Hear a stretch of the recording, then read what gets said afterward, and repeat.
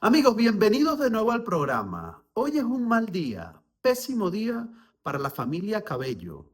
Y es que Diosdado Cabello, su familia y el entorno han entrado de lleno en esta nueva ola de sanciones que ha anunciado hoy la administración de Joe Biden.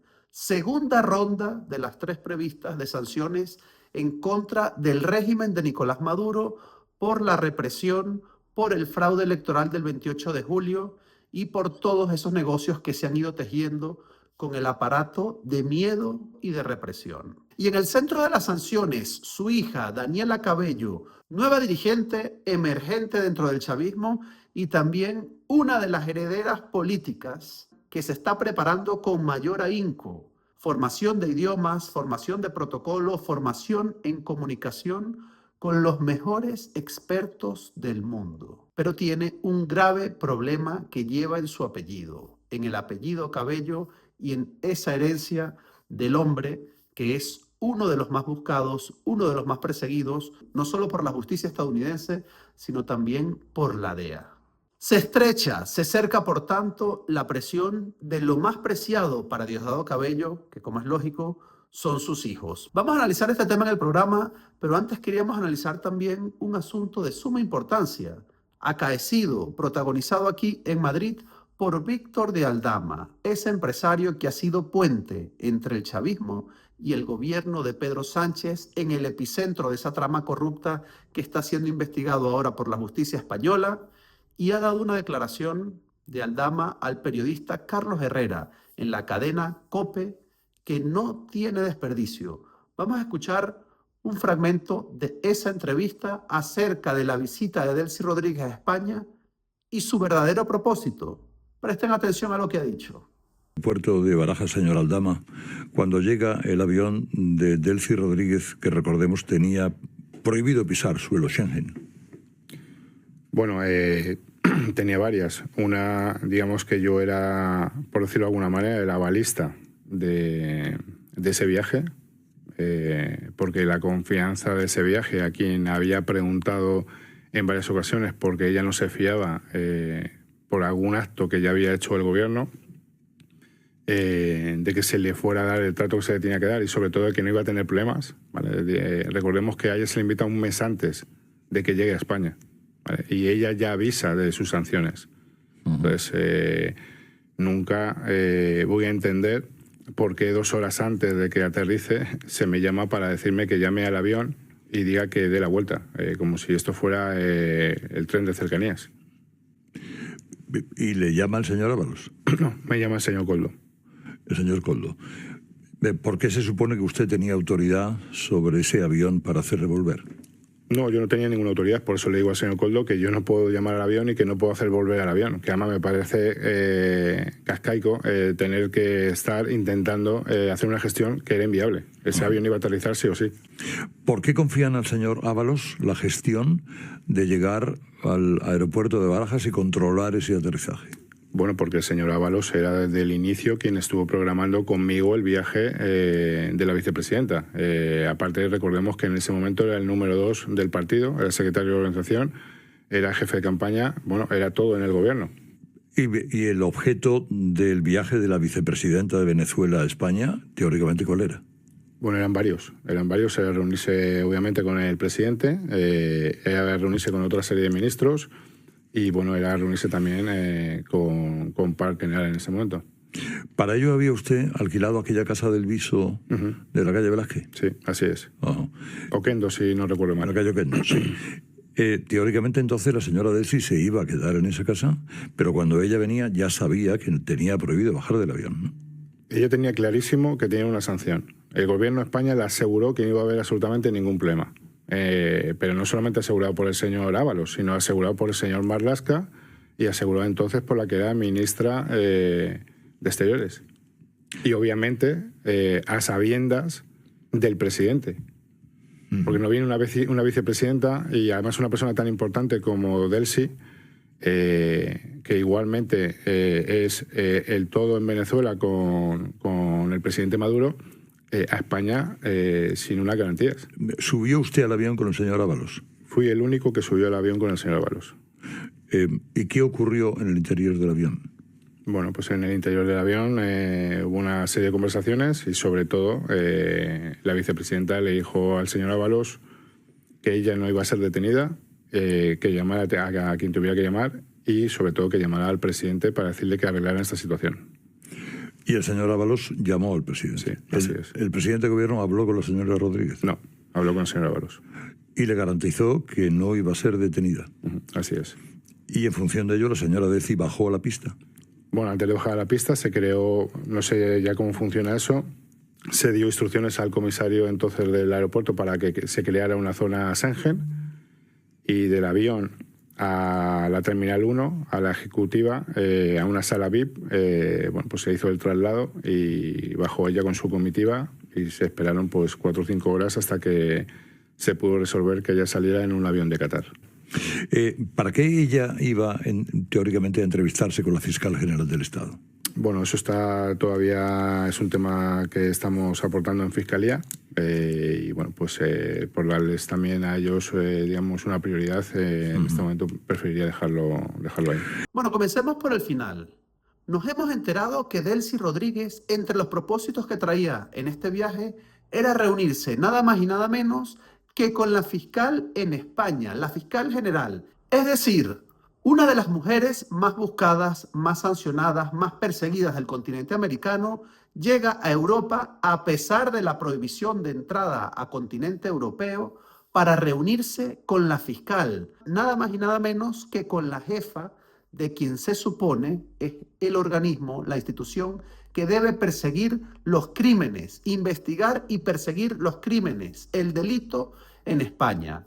Criminales reunidos con quien se supone que debe perseguirlos. Insólito. ¿Y por qué quería reunirse Delcy Rodríguez con la fiscal, entonces fiscal Dolores Delgado? Vamos a recordar quién es la exfiscal de Pedro Sánchez, Dolores Delgado, pareja sentimental de Baltasar Garzón, quien fue juez estrella en España y ahora abogado dedicado a defender a las cúpulas criminales de todo el mundo. Y fue contratado, por cierto, por Nicolás Maduro para defender nada más y nada menos que a su testaferro, su presunto testaferro, Alex Saab, cuando fue detenido en Cabo Verde y fue enviado a los Estados Unidos acusado de graves delitos. Además, Baltasar Garzón también ha sido abogado de chavistas aquí en España y terminó siendo también el abogado de Petróleos de Venezuela en varios de los juicios que se celebran en la Audiencia Nacional. El escándalo es mayúsculo, pero vamos a analizar también otras declaraciones que dio de Aldama en esta entrevista, entre ellas las maletas. ¿Es cierto que llegaron 40 maletas? No. Absolutamente incierto, ya lo he explicado, que es inviable que en un avión del tipo en el que venía ella, cargado de oro, que me imagino que es a la pregunta a la que te refieres, técnicamente ese avión pudiera volar, que decir, se caería. ¿Vino alguna maleta de valija diplomática sin más? No, ni maleta de valija diplomática, venían maletas de ellos, con enseres de ellos y, digamos, regalos. Por ejemplo, trajeron una caja de puro de coiba y luego regalos de Venezuela y varias cosas para, bueno, obsequios, por llamarlo de alguna manera. Las famosas maletas. Niega que ha traído más de 40 maletas, como sí ha declarado uno de los trabajadores, ya ex trabajadores de AENA, el organismo aeroportuario en España, quien dijo que habían bajado unas 40 maletas y se les ordenó, por cierto, no ser requisadas, no ser inspeccionadas. Este trabajador fue despedido después de esa declaración ante notario que dio, dado el escándalo que supuso esta visita. Y por cierto, uno de los generales de la Guardia Civil, que estaba de jefe de aduanas ese día, también declaró ante el Senado español que es cierto que se les dio instrucciones de que ninguna de las maletas de Delcy fuese revisadas. Y si solo había traído Delcy regalitos, habanos a España, ¿por qué no se le permitió que fuesen sus maletas inspeccionadas? Es decir, se le trató mejor que a cualquier autoridad española, a cualquier autoridad de este país, que sí puede ser sometida, como cualquier ciudadano, a una revisión en el aeropuerto. Otro punto interesante, Aldama se niega a dar detalle del motivo por el que Delcy Rodríguez se reunió con la fiscal, exfiscal Dolores Delgado. No quiere apuntar detalle, no quiere dar razones. ¿Por qué motivo? Dice que se los reserva, Y es bastante obvio, está negociando su libertad o su condena a cambio de esa información sensible, explosiva, que él maneja en relación con este caso. Bueno, y ahora sí volvamos a Washington, porque la administración Biden se está despidiendo con nuevas olas de sanciones en contra de los altos jerarcas del chavismo. Y la familia Cabello ha sido una de las más afectadas. Entre estos 21 nuevos cargos que tendrán sanciones, ya tienen sanciones y además, no debemos olvidarlo, 180 cargos más, 180 personas más que tienen ya la prohibición de entrada en los Estados Unidos y que por supuesto son del entorno familiar y tienen relación con todos los ya sancionados. Y en el centro, lo comentábamos al inicio del programa, Daniela Cabello, una de las mujeres destinadas a ser la heredera o una de las herederas políticas del régimen chavista. Está siendo preparada a conciencia, habla perfecto inglés, ha acudido a las citas de comercio, a las grandes exposiciones, las grandes ferias de comercio en China. Pero Daniela Cabello no es ya solo la hija de Diosdado,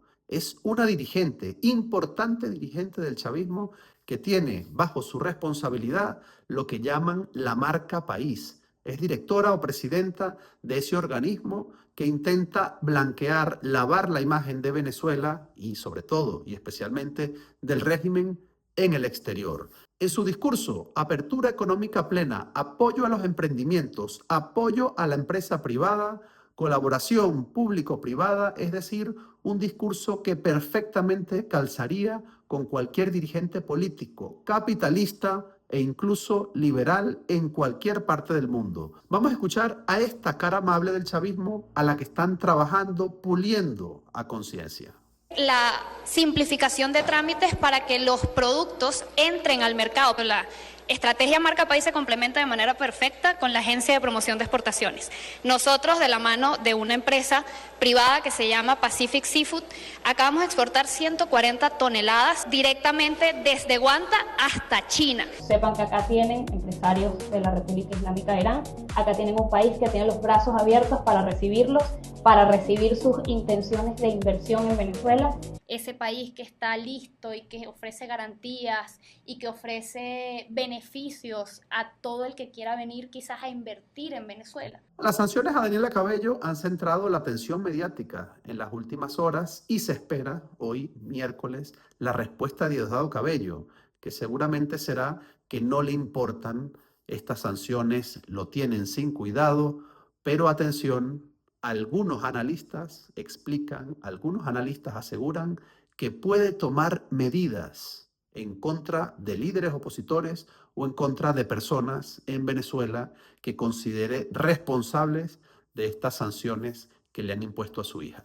Y más allá de Daniela Cabello, otros e importantes nombres sancionados, entre ellos uno de los hombres de confianza de Diosdado, Alexis Rodríguez Cabello, director del SEBIN, a quien muchos medios han descrito como el primo de Diosdado Cabello.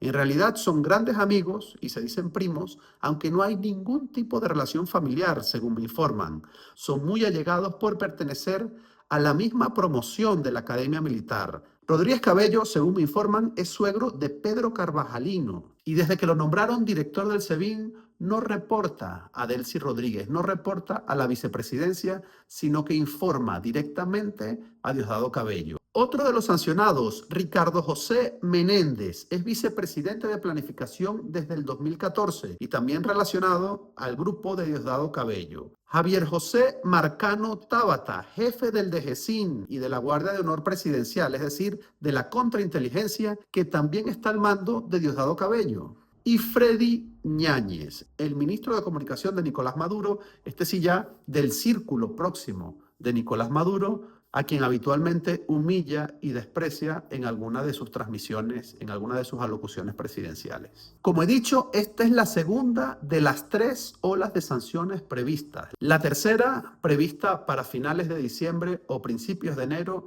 se prevé como la más severa, o al menos eso es lo que me informan desde Washington. Vendrán sanciones relacionadas con esos buques petroleros que intentan evadir las sanciones de los Estados Unidos, esos buques piratas, y esperemos lo que decidirá también la administración Trump, porque esta es la despedida de la administración de Joe Biden y me informan que también podrían salpicar, podrían afectar a empresarios supuestamente críticos o adversarios del régimen de Nicolás Maduro, es decir, de sectores opositores, pero que han hecho negocios a nivel obsceno con las redes de Nicolás Maduro. Bueno, y por si fuera poco, estas malas noticias para la familia Cabello. Aquí en España, la hermana de Diosdado, cónsul de Venezuela en Bilbao, también ha recibido una noticia desagradable en los últimos días. Y es que se preparaba para participar en un foro sobre migración e integración en Bilbao, en conjunto con la Cancillería, la diplomacia colombiana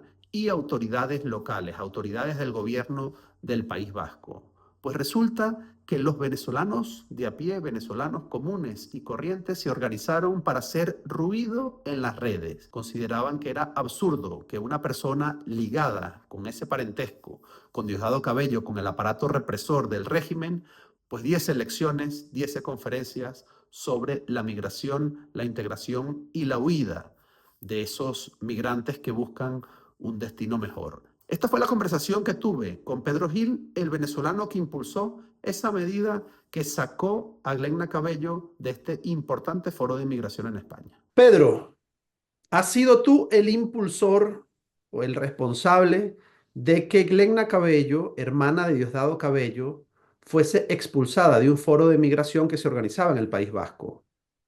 ¿Cómo hiciste? ¿Cómo lo lograste? Bueno, gracias al apoyo de varias plataformas y de asociaciones, hemos logrado que Glenna del Valle, la hermana de Diosdado Cabello, no se presentara en este foro, que era importante porque es el preámbulo a un gran foro mundial que se va a realizar en Colombia el próximo año, en Bogotá, en el 2025.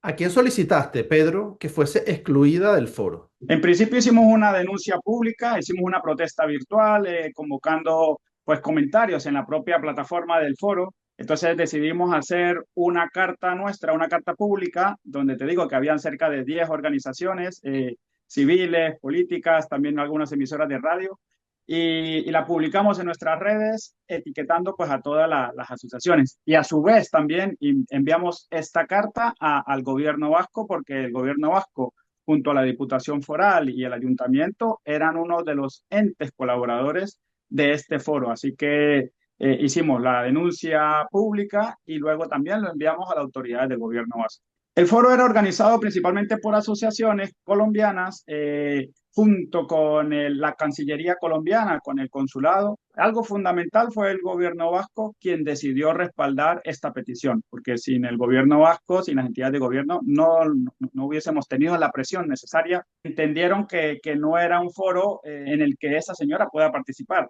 Entonces, pues obviamente ellos también se sumaron a nuestra voz de reclamo y pidieron que, bueno, que fuera replanteado esa invitación. Me aseguran que el gobierno vasco le dijo a los organizadores que si no se replanteaban la presencia de Glenna Cabello, ellos tomarían otro tipo de medidas. ¿Es así? Sí. Primero se quería saber si para esta organización del foro era imprescindible que estuviese presente Glenna Cabello, y si el foro no se replanteaba, pues otras medidas se tomarían desde el gobierno vasco, que las desconozco cuáles pueden ser, pero puedo especular o puedo presumir que fuera la no participación del gobierno vasco, la no participación del Ayuntamiento de Bilbao y la no participación de la Diputación Foral, que eran las 3 entidades de gobierno que estaban allí. Esto es muy importante, que el régimen sienta desde ahora el repudio que tenemos, no solo los venezolanos, que es algo que ellos lo tienen claro, el repudio que tenemos hacia el régimen, sino que ya sientan también que las instituciones democráticas y las instituciones occidentales ya no van a compartir tribuna con ellos, y que sientan que están siendo excluidos, que a partir de lo que han hecho el 28 de julio y a partir del 10 de enero es un golpe de Estado prácticamente. Entonces es importante que los venezolanos, cada vez que tengamos la oportunidad